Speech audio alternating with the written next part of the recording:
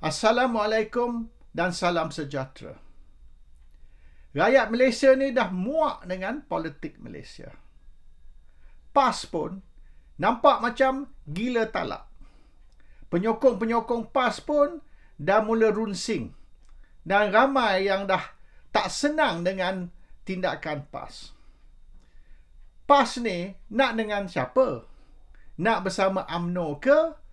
Nak bersama Bersatu? PAS nak dengan dua-dua. Tak boleh. UMNO tak mau Bersatu. UMNO sudah cakap pilih di antara UMNO atau Bersatu. Dan sekiranya PAS tak mau cerai Bersatu, maka UMNO akan cerai PAS. So you choose which one you want. You want both? Cannot. Jadi PAS nak ke mana? Barisan Nasional tidak mau kerjasama dengan PAS. PAS tak mau ceraikan Bersatu. Jadi PAS kena duduk dengan Bersatu di dalam Perikatan Nasional. Kalau PAS nak pergi ke Pakatan Harapan pun tak mau PAS. DAP mati-mati tak mau PAS. Bersatu pun tak boleh diterima oleh Pakatan Harapan. Dan kita ada gabungan yang keempat, Geng Mahathir. Jadi akan berlaku 4 gabungan ataupun pertandingan 4 penjuru di dalam pilihan raya parlimen akan datang. So where's PAS going to sit? PAS nak bersama gabungan pertama, gabungan kedua, gabungan ketiga, atau PAS nak dengan Bersatu di dalam gabungan yang keempat. Jadi PAS ni akan ke mana akhirnya? PAS perlu menang sekurang-kurangnya 26 kerusi parlimen di dalam pilihan raya akan datang, iaitu 6 di Terengganu dan 10 di Kelantan, 10 di Kedah. Kalau PAS tak boleh menang 26 kerusi di Terengganu, Kelantan dan Kedah dan hanya menang 18 sahaja, macam pilihan raya yang lepas, maka bila berlaku pilihan raya negeri akan datang, kemungkinan besar Terengganu akan hilang. Terengganu akan balik ke UMNO. Kedah sudah tentu akan balik ke UMNO. Kelantan, kalau PAS masih menang di Kelantan pun, PAS akan menang dengan simple majority, iaitu tidak lagi 2/3 majority di dalam DUN Kelantan. Bermaknanya UMNO boleh checkmate PAS di dalam DUN Kelantan. So akhirnya PAS kembali ke asal, iaitu memerintah Kelantan dengan simple majority, dan Terengganu dan Kedah balik ke UMNO. Itu kehasrat PAS. Dan ini akan berlaku sekiranya PAS is not careful. Sebab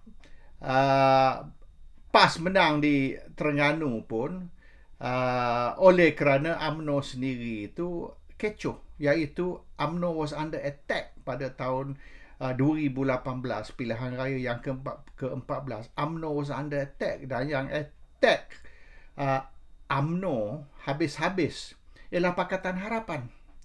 Jadi kerana Pakatan Harapan ni berjaya serang UMNO, maka PAS yang untung di Terengganu.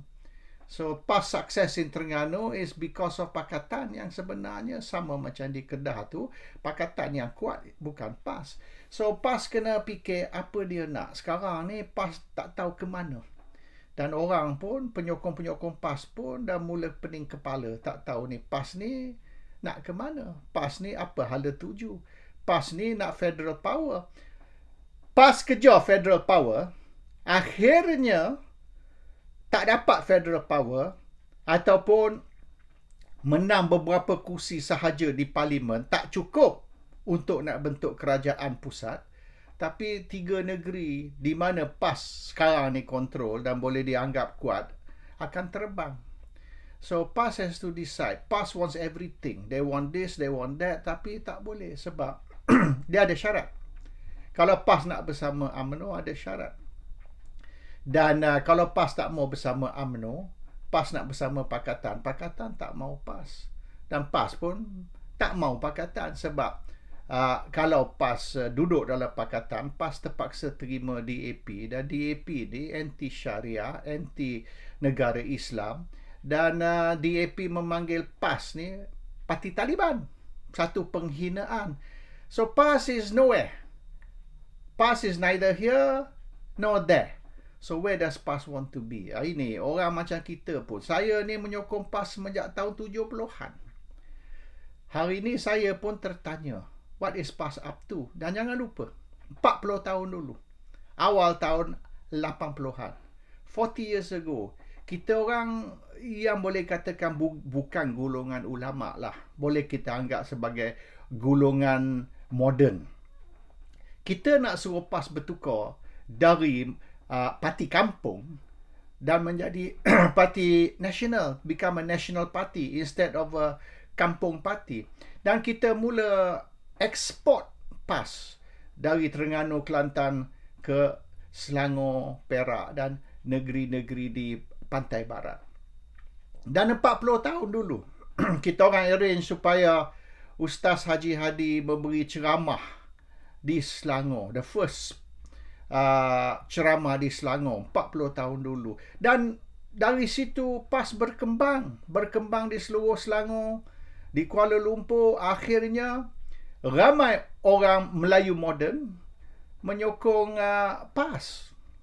Kita orang joke semasa tu. Penyokong PAS kat Bangsa pun banyak. Republic of Bangsa tu ramai penyokong PAS. Walaupun dia orang minum bir, dia sokong PAS. Dan bila dia minum bir tu, dia bismillah dulu. Apabila dia sedawa, dia alhamdulillah. So I said, even beer drinkers support PAS. Itu boleh dianggap sebagai satu kemenangan, sebab mereka melihat PAS ni sebagai parti politik, walaupun parti politik Islam, dan mereka walaupun mungkin tidak semayang, minum bir, tapi dia orang punya sentimen Islam ataupun spirit Islam tu kuat. So kita berjaya masuk ke teritori, misalan bangsa, di mana orang bukan Melayu, Cina dan India pun sokong PAS semasa itu, tahun 2008. So ini semua kita hancur. All the gains we made have been lost. Oleh kerana PAS hari ni dilihat sebagai neither here nor there. Tak tahu PAS ni nak ke kiri ke kanan ke, atau PAS ni ghostan ke belakang. This is the problem. So PAS has to decide. Credibility dan image PAS ni terjejas. So PAS has to decide what it wants and what it is. PAS ni parti apa? Dan PAS ni hala tuju ke mana? This has to be very clear. PAS kata mereka nak perpaduan ummah. Mereka nak menyatukan semua orang Melayu. Mereka nak menyatukan UMNO dan bersatu. Tapi tak boleh. Sebab PAS ni pun tidak boleh terima Melayu dalam PKR. PAS juga tidak boleh terima Parti Amanah, dan banyak lagi parti-parti Melayu atau orang Melayu yang lain. So maknanya kalau PAS ni nak main peranan penyatuan ummah, untuk menyatukan ummah, terlebih dahulu kena PAS ni percaya kepada penyatuan ummah. Tapi PAS tidak percaya kepada itu, sebab PAS ni memilih ummah yang mana dia nak menyatukan. Bukan semua. Ada ummah yang PAS tak boleh terima juga. Jadi PAS is not boleh katakan blanket cover. PAS ni conditional. Conditional maknanya Melayu ini kita terima, tapi Melayu tu kita tak boleh terima. So dia tidak sincere, tidak genuine tentang konsep penyatuan ummah tersebut. Dan satu lagi, ummah tu sendiri tidak mau disatukan. Orang putih kata, you can drag a horse to water, but you cannot force the horse to drink. Kita seretlah kuda tu ke sungai. Dan kalau kuda tu tak mau minum, tak mau minum lah. Tak boleh nak paksa kuda tu minum. So this is the situation. Orang Melayu tidak mau disatukan. Alah, tengoklah tu filem yang popular, Mat Kilau tu. Made more than 100 million revenue. filem Mak Kilau tu menunjukkan Melayu tu dah berpecah, Melayu tu tidak bersatu. Ada Melayu nak ke kiri, ada Melayu nak ke kanan, ada Melayu yang nak ghostan. So the Malays cannot be united. You cannot force the Malays to be united. Tak boleh paksa Melayu untuk bersatu apabila Melayu sendiri tidak mau bersatu. So forget about menyatukan ummah. Forget about Malay unity or Muslim unity. Talk about winning Kelantan, Terengganu and Kedah di dalam parliamentary election, dalam pilihan raya parlimen, supaya apabila berlaku pilihan raya negeri selepas ini, PAS boleh terus memerintah di dalam Terengganu, Kelantan dan Kedah. Dan sekira PAS boleh menang 26 kerusi parlimen, forget about Selangor lah, Perak, Johor, Sabah, Sarawak especially, forget about that. We talk about 3 negeri Malay Heartland, iaitu Terengganu, Kelantan dan Kedah. Sekira PAS boleh menang 26 kerusi, 6 di Terengganu, 10 di Kedah, 10 di Kelantan, maka ada peluang besar PAS akan menang 3 negeri ini di dalam pilihan raya negeri akan datang. Dan dengan 26 kerusi dari 3 negeri Malay Heartland tadi, sekiranya lah UMNO tidak menang cukup 112 kerusi ataupun kurang dari 100 kerusi, Barisan Nasional, UMNO katalah menang 560, Barisan Nasional menang tak sampai 100 lah kata, UMNO akan perlu bantuan PAS sekali lagi. UMNO ni, sekira mereka tak cukup majoriti, mereka akan cari PAS. Dengan 26 kerusi, PAS akan dijemput menyertai kerajaan pusat, federal government. After all, dengan 26 kerusi, Barisan akan mendapat majoriti untuk bentuk kerajaan pusat. Kalau Barisan tidak menang cukup, tak sampai katalah 100 kerusi. Jadi, UMNO Barisan cari PAS apabila mereka terdesak, macam pilihan raya lepas, pilihan raya yang ke-14, apabila UMNO Barisan tak cukup kerusi untuk bentuk kerajaan.